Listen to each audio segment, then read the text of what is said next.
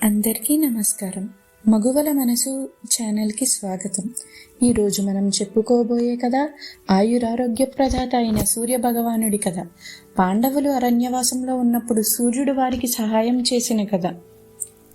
కురుక్షేత్ర మహాసంగ్రామానికి ముందు పాండవులు కౌరవులతో జూదంలో ఓడిపోయి 12 ఏళ్లు అరణ్యవాసం, 1 సంవత్సరం అజ్ఞాతవాసం చేయవలసి వచ్చింది.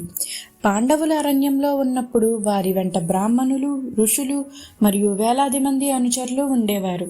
ధర్మరాజు తన ఆశ్రమానికి వచ్చిన అతిథులకు, బ్రాహ్మణులకు, అనుచరులకు తగిన ఆతిథ్యం ఇవ్వలేకపోవడం, వారి ఆకలి బాధ తీర్చలేకపోవడం చూసి చాలా బాధపడ్డాడు. అరణ్యంలో వారికి ఆహారం లభించడం చాలా కష్టంగా ఉండేది.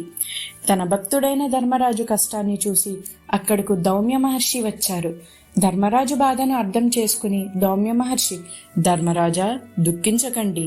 ఈ లోకంలో ప్రతి జీవికి శక్తిని, ఆహారాన్ని ఇచ్చేవాడు ప్రత్యక్ష దైవమైన సూర్య భగవానుడు. మీరు నిత్యం సూర్యుడిని ఆరాధించండి, అప్పుడు ఆయన మీ సమస్యకు తప్పక పరిష్కారం చూపిస్తారు అని సలహా ఇచ్చారు. దౌమ్య మహర్షి చెప్పిన విధంగా ధర్మరాజు త్రికరణ శుద్ధిగా అత్యంత భక్తితో సూర్య భగవానుడిని ఆరాధించడం మొదలుపెట్టాడు.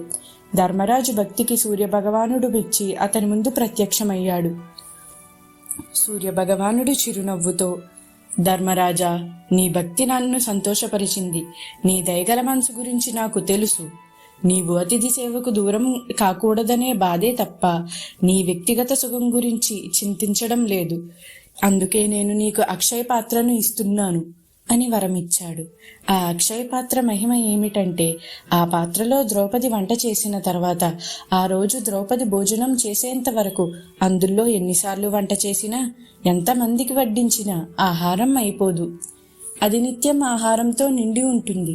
సూర్య భగవానుడు ఇచ్చిన ఈ అక్షయ పాత్ర సహాయంతో పాండవులు అరణ్యవాసంలో ఉన్న 12 ఏళ్లు తమతో పాటు ఉన్న వేలాది మంది అతిథులకు, అనుచరులకు ఏ లోటు లేకుండా ఆహారాన్ని అందించగలిగారు. ఈ కథలో ఉన్న నీతి ఏమిటంటే, ఈ కథ కష్ట సమయాల్లో కూడా మన భక్తిని, ధర్మాన్ని నిలుపుకోవాలని, దైవాన్ని విశ్వసించాలని తెలియజేస్తుంది. సూర్యుని అనుగ్రహం వలన కేవలం ఆరోగ్యం మాత్రమే కాదు, ఆకలిని తీర్చే అన్నపూర్ణేశ్వరి అనుగ్రహం కూడా లభిస్తుందని భక్తుల నమ్మకం. సూర్య భగవానుడి లీలలు, ఆయన అనుగ్రహించిన వరాల గురించి తెలుసుకోవడం మీకు సంతోషంగా ఉందా? ఇంకా ఇతర దేవుడి కథల గురించి తెలుసుకోవాలని అనుకుంటున్నారా? అయితే వెంటనే మగువల మనసు ఛానల్ని సబ్స్క్రైబ్ చేసుకోండి. అందరికీ నమస్కారం. మగువల మనసు ఛానల్కి స్వాగతం.